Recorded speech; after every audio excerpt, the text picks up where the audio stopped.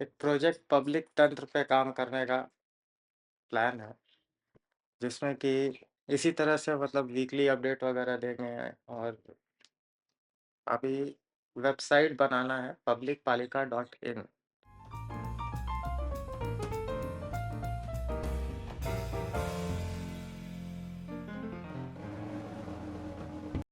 कोई भी जब वेबसाइट बनाते हैं मतलब जब कंपनी की जिसमें काम करते थे, तो उसमें हम एक वर्कफ़्लो बनाए थे जिसमें कि एक-एक स्टेप्स था और डिज़ाइनिंग पे भी 3-4 स्टेप्स था।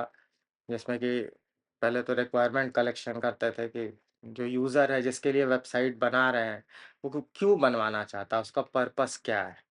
तो इस तरह का एक क्वेश्चनायर तैयार करते थे और ये क्वेश्चनायर जो तैयार करते थे, ये हर मतलब जो मेरा कस्टमर था उसके लिए यूनिक होता था। बहुत ज़्यादा नहीं हुआ था, तो कुछ-कुछ काम हुआ, उसके बाद फिर लगभग गड़बड़ा ही गया था, खैर। तो उस समय हम एक और वो खो गया था क्वेश्चनायर, वही कल खोज रहे थे तो मिला नहीं कहीं। तो एक क्वेश्चनायर कैसे तैयार किए थे? नहीं मतलब कैसे, हाँ, कैसे-कैसे क्वेश्चन तैयार करते, क्या-क्या उसमें कई सारा क्वेश्चन रहता था। जैसे आपका टारगेट ऑडियंस कौन है?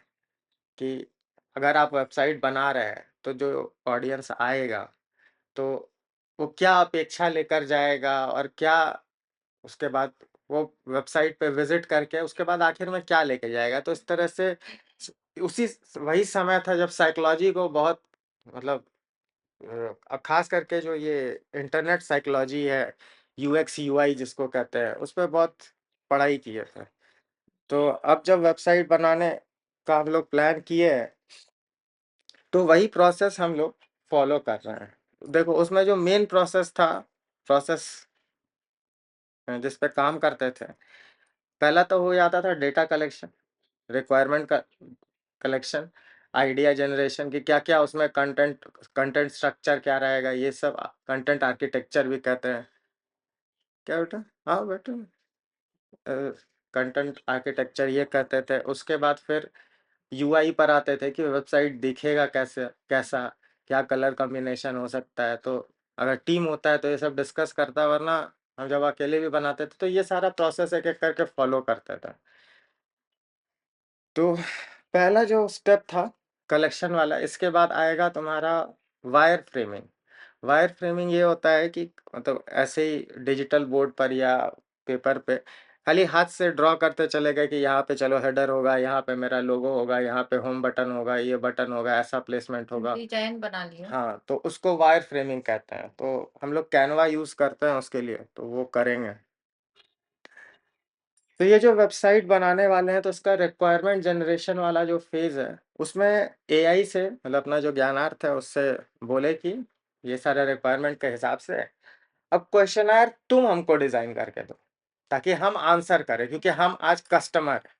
तो वो जो क्वेश्चनेयर दिया, उसका जो हम आंसर किए हैं, वो आंसर यहाँ पर हम लोग डिस्कस करने बैठे हैं, ठीक है?